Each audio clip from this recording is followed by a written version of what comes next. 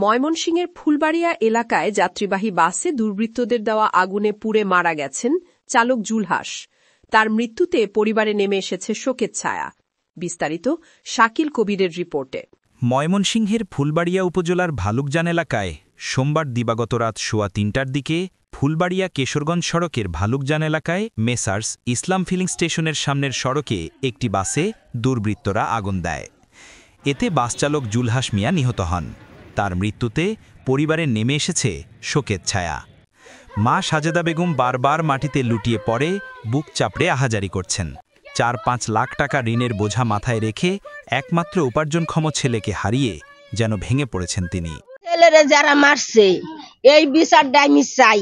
আমার ছেলেরা যেরকম করে বুইরা মারছে ওইরকম করে বুইরা বিচার করবাই না।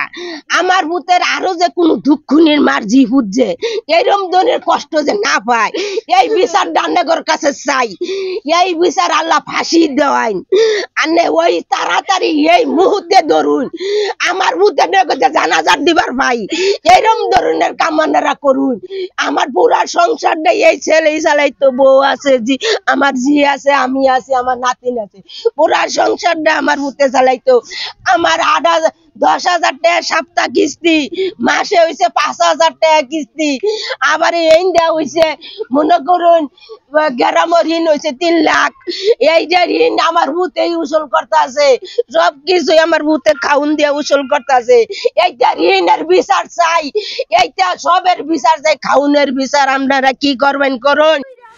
ভাই হারিয়ে দিশেহারা বোন ময়না আক্তার বলছেন, যেভাবে তার ভাইকে মারা হয়েছে সেভাবেই যেন দোষীদের শাস্তি হয়। আমার ভাইয়ের খুনির বিচার চাই।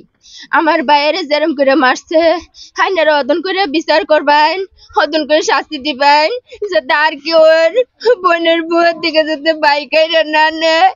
আমার একটা ভাই ছিল, আমার বাপ নাই, বড় ভাই নাই, বড় বোন নাই, আমরা 2টা ভাই বোন ছিলাম। এই খুনের বিচার চাই।